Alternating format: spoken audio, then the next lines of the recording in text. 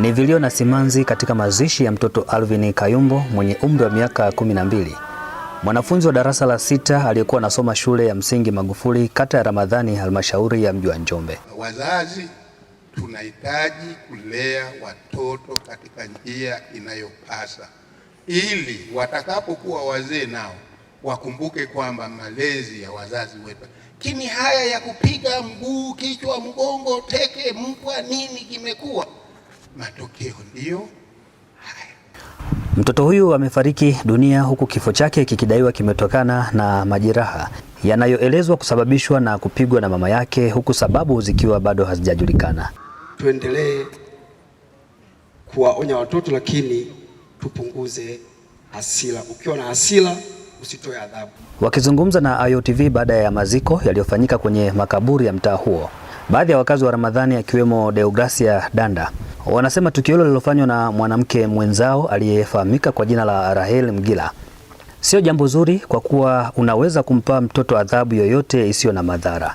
Mwenyekiti wa mtaa wa Ramadhani Evaristo Mwimba pamoja na diwani wa kata hiyo Erasto Ngole wamesema mtoto huyo anadaiwa kupigwa usiku wa kuamkia Juni 22 na kukimbilia nyumba ya jirani kulala akiwa na majeraha, lakini kulingana na baridi ya usiku aliweza kufariki. Katika mazishi hayo, polisi kata wa Ramadhani Rahel Msengi ametoa elimu ya ukatili, huku akieleza kusikitishwa na kitendo hicho kilichofanywa katika kata hiyo.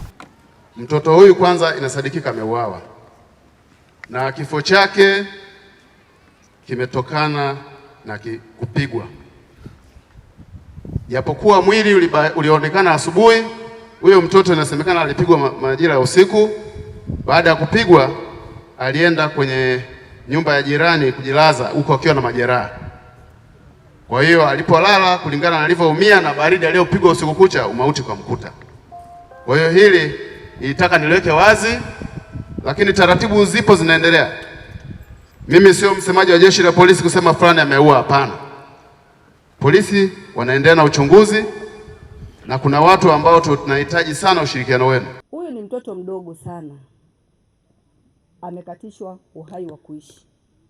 Alikuwa bado ana matarajio makubwa sana kuendelea kuishi. Nadhani mwenyekiti ameongea mengi sana na wote mmeyasikia. Kwa pamoja naomba tuzingatie na tufuatilie hayo. Haiwezekani tukio kama hili linatokea, huyu mtoto aishi peke yake. Kuna majirani kama alivyosema mwenyekiti, tunasikia, tunafahamu. Kuna wazazi wanaanza tu ukatili bila sababu ya msingi. Mtoto amekosa kitu kidogo, sio lazima umwadhibu kwa kipigo. Kuna adhabu nyingi za kumwadhibu mtoto, sio lazima uchukue jukumu la kumpiga. Tunakemea kila siku tunapita sehemu mbalimbali tukiwa na mheshimiwa diwani na viongozi wa kata. Tunaongelea sana masuala ya ukatili. Tunaomba tuache kukatili maisha ya watoto. Watoto wanahitaji kuishi na kufika sisi tulipofikia. Tupo hapa kwenye tukio la kusikitisha kidogo ambalo mtoto wetu Alvin anayedaiwa kupigwa na mzazi wake ilitokea siku ya Jumapili kuamkia Jumatatu. Taarifa tulianza kuzipata Jumatatu mchana kwamba kuna mtoto Ramadhani kapigwa na mzazi wake mpaka nakufa.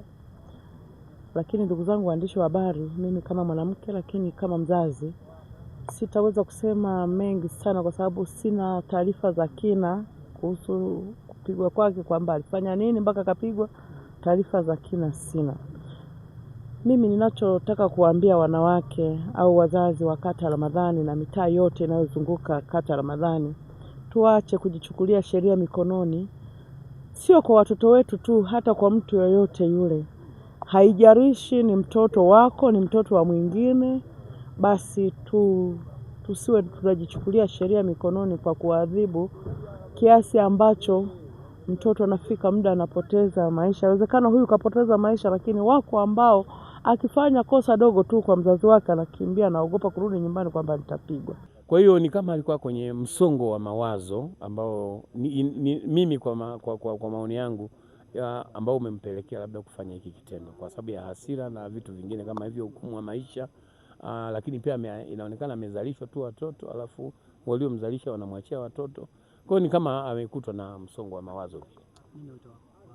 Wito wangu kwa wananchi wa Ramadhani, jamani, tusichukue sheria mikononi, lakini pia tusiadhibu watoto kupindukia, kwa sababu huyu mama inaonekana alimchapa sana huyu mtoto kwa kupitia viboko, lakini baadaye alichukua zana mbalimbali kama miko ambayo alimbonda nayo mwilini na hatimaye mtoto akapoteza uhai. Kwa hiyo ninawashauri ndugu zangu, wana Ramadhani wenzangu, tuache ukatili ambao unatupelekea sasa mtoto hayupo na mama yuko gerezani, kitu ambacho sasa ni hasara kwa kata yetu ya Ramadhani.